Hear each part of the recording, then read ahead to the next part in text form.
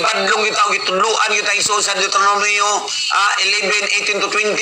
O sa inyo niya busa ang pingin ninyo sa bukos yung kasing-kasing og kalag ang ako mga pulong.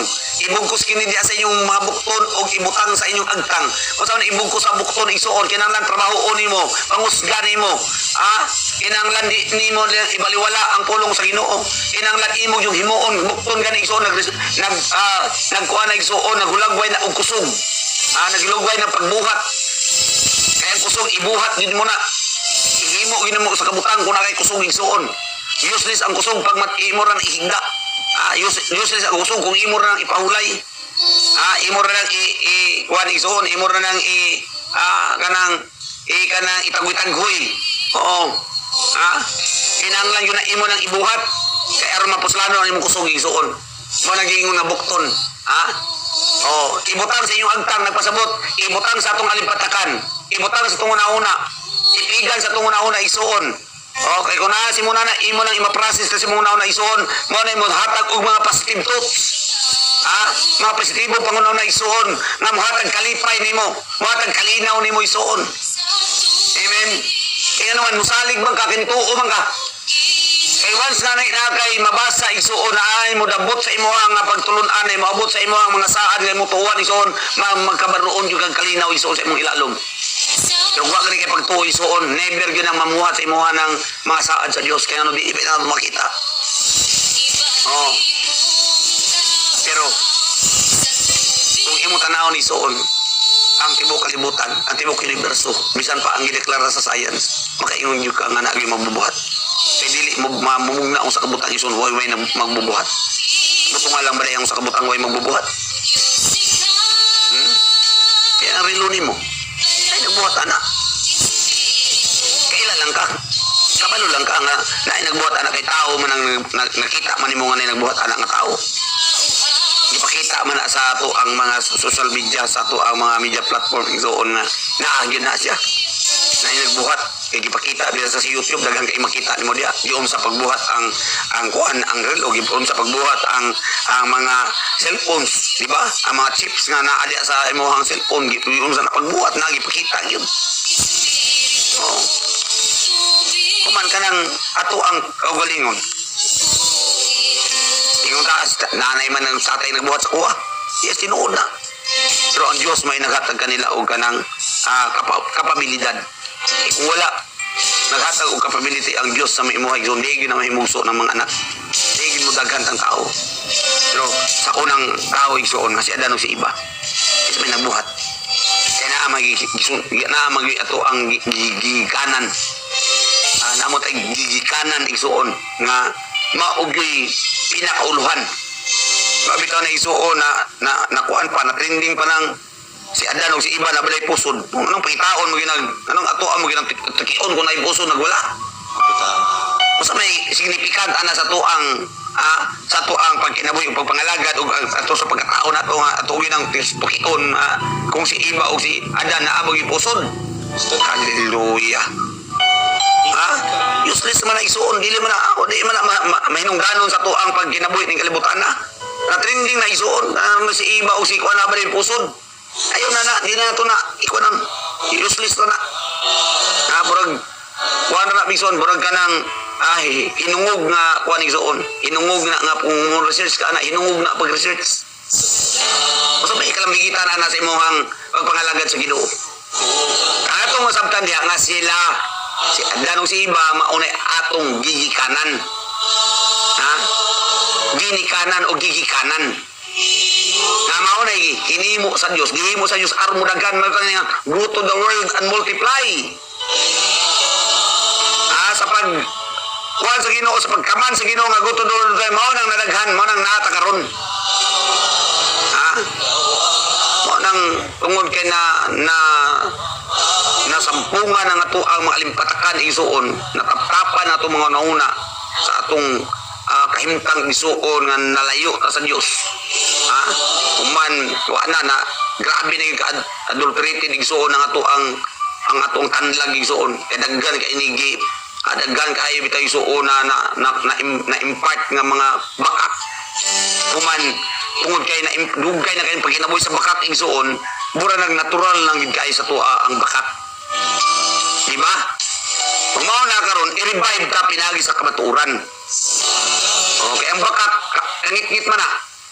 Mo nang karon ang kahayag. Ang bakak, niyato na ito atos kamatayon, kay kangit-ngit man. Nahato na atos pagkadautan. Ang bakak. Di ba? Kuman karon na ang pulong sa Dios nga mao ang kamaturan. Aron makabatong kag kagawasan gikan na ng bakak isuon naggapos nimo nga naggapos nato. Oo. Gikitan ang atong tandag tungod ng bakak isuon nga mao nay murag hinuog mo nay atong kinabuhi. Murag natural na lang kay sa tuwa ng mga butanga. Kaya naman dugay man kay tan isuon gikuan na giulipon. Liman ka pila ka henerasyon ang naulipon tanay doon kilabi na kita ang mga hintil. Grabe ka dugay isuon. Unang natural lang kay nasa tuwa ang pagdili matinuon, natural lang sa tuwa ang pagdili matinuon. Ang di mo ilaw Dios, natural lang kay nasa tuwa ang di mo ilaw Dios. Natural lang kay nasa tuwa nga di tama wa nato di nato ilhon igsoon ang mga espirituhan ng butang kay atong nasabtan ang kanirang yun naging atong lawas. Ha? Managdaghang kitag mga rason kung naapay Dios ngano yung ana man, kung naapay Dios ngano yung ani man. Hallelujah. Kumaw na karon na ang pulong sa Dios magdeklarar. Nagdeklarar. Mabitan ang kita karon isuon na kay nakanindot ani Pilipinas kay grabe gyud ang pabor sa Ginoo nga gihatag kanato. Kay ngano man isa nga pabor nga gihatag sa Dios kanato kaning Republicanong balaudnon Republic Act 11163. Ha? Kung unod anang Republic Act 11163 gitagaan gyud ani nga tong Republicanong balaudnon nga kining Biblia valuable gyud para sa ato ang matag usa ka kinabuhi. Oh. Kaya ningon ba siya, this act, si Section 3 so ni nga itong Republic Act 11163 nga giuluhan og National Bible Day Act. Kung sa giingon diha, this act recognizes the value of the Holy Bible as core of our Christian faith. Ha? Kumakan this act, shall aid kuan daw kuno o kanang nag-promote o kanina to ang ato ang nasod no nag-promote o nagtabang no nga ang ato ang moral o atong spiritual foundation isuon ma-insakto gyud pagkapundar. Oh. Diha gyud na to na ipundar ang spiritual foundation nato isuon sa Biblia. Oh. Kay ang Biblia mauna ang tibuok kasulatan nga gisulat uban sa lamdag sa Dios. Nga gisgutan isuon diha sa 2 Timoteo 3:16 katus 17. Ami ingon ang tibuok kasulatan gisulat uban sa lamdag sa Dios. Mapuslanon kini sa pagtudlo sa kamatuoran, sa pagbadlong, sa pagsaway o pagtudlo sa pagkinabuhi matarong aron tanang nag-alagad sa Ginoo masangkapan pagayo maandam sa tamay. Manaw kung mamandlong ta di na to i-personalize ang pagpamadlong isuon. Ha? Di na to i-personalize ang pagpamadlong. Kung dili, gamito na to ang pulong sa Ginoo nga dili ubanan sa kapungot, dili ubanan sa kasuko, ipadapli sa ng mga pagbati nga di maayo, then ihisgot ang pulong sa Ginoo agi pagpadlong. Aron epektibo nga ibadlong na to ang pulong sa Ginoo kung gamiton ta niya. Amen. Isuon nga natay na putlo no sa to ang mga pagpaabot. Importante isuon masabtan nato nga kita limitado ra kaayo. Kung natay dapat sundon, natay dapat nga tamdan. Kung sa mga tamdan to ang mga pagpadlong, ang mga pagsaway, ang mga pagtudlo kanato sa kamatuoran. Ha? Ang pagtudlo nato aron sa pagkinabuhi ka matarong. Ug ang pagsangkap ka nato isuon aron dalon ta sa mga maybuhat. Mao ni atong kagdon isuon. Ug way lain nga mo hatag ni ana ug maka-provide na sa kinabuhi ang pulong sa Dios, ang Biblia isuon. Amen. So ato ning ato ning iseryoso. Mo nang miingong isa isuon itudlo kini, ha? Naway isuon ha? Basta to ato ibugkos diha sa inyong bugton o ibutang sa inyong agkang. Nagpasabot nga ato ang yung pangusgan o ato ang yung tipigan, ato ang yung pamalandungan. Ha? Ano ka ni? unsa kay ana ba dagay mga pwede natong kuan isuon ato ang himuon nga panabit taong pamalandong niini. Unsa magi katuyuan ani sa kong kinabuhi. Sadyang mamalandong ka isuon ng mga pangutana isuon. Katupad tungod kay na may mga pangutana nimo sa imong kaugalingon mutuki gyud ka kay kun di ka mutuki di man masulbad o di man na masolusyonan imong mga pangutana di man na matubag kung dili ka mutuki. Amen. Kanang mubasa na ka. Oh. Kaya ano, naanay mo po, malandong ni mo isuon.